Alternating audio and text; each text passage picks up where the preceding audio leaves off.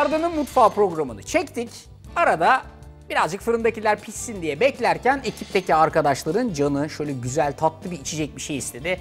Onlar için tahin pekmezli sıcak bir smoothie yapmaya karar verdim, değil mi Emre? Evet abi. Eyvallah abi. Bu smoothie'yi Tefal Perfect Mix Plus'la yapacağım ve her şeyi acayip bir şekilde hızlı hazırlayacağız. Şimdi aslına bakarsanız süper kolay bir tarif. Bir kere 2 ya da 3 bardak sütle çalışacaksınız. Hadi arasını bulalım. 2,5 bardak kadar süt yapalım bunu. Değil mi Emre? Evet abi. Her şeyi evet abi. Üstüne yarım bardak kadar yulaf ezmesi ekleyeceğiz. Normal şartlarda yarım bardak yulaf ezmesini sütün içerisinde bırakıp birazcık onun böyle sütle beraber yumuşamasını isterdik ama bu arkadaş bizim için her şeyi paramparça yapacağı için dert tasa yok. Birincisi tahin ilave ediyorum. Öncelikle 2 yemek kaşığı kadar tahin. Tahin sever misin Emre? Abi tahine bayılırım. Bayılırsın. Ben de severim. Yalan yok yani.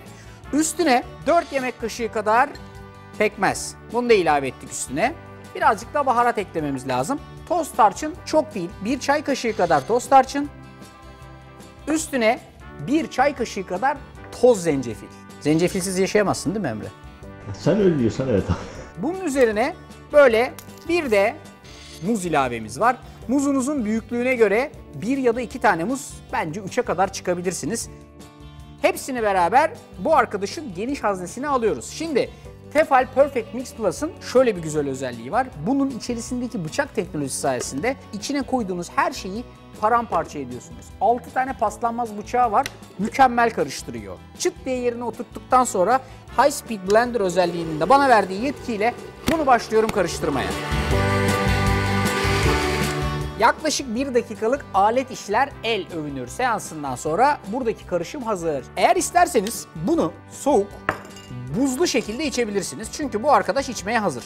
Ama bana kalacak olursa bunun en güzel içimi böyle sıcak sıcak içmektir. Ayrı bir tencerenin içerisine alın, hafiften ısıtmaya başlayın. Kıvam birazcık ısınmaya başlayınca böyle boza gibi bir hale gelecek. Müthiş bir şekilde gidecek. Emre sen seversin bunu ha. Sever misin? Severim abi. Güzel olmuş. Eğer böyle siz de soğuk kış günlerinde şöyle içinizi ısıtacak, lezzetli bir sıcak smoothie istiyorsanız işte tarif karşınızda. İçeyim mi sana da bırakayım mı?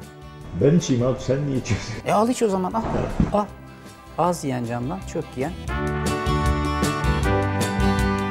Emre güzel mi? Tutar mı bu? Tutar abi. Vallahi çocuğa yapar mısın evde? Ha? Böyle. Ben yapmam, hanım yapar. Bir şey soracağım. Nerede bulacağız tarifi? YouTube'da Arda'nın mutfağı sayfasında. Vallahi. Kanala abone olmak iyi olur mu? Olur. İyi değil mi? olun yani. Abone olalım değil mi? Tıklayayım, beğenelim mi? Beğenelim. Beğenelim de. Hadi bakalım. Hepinize afiyet olsun. Afiyet olsun kardeşim.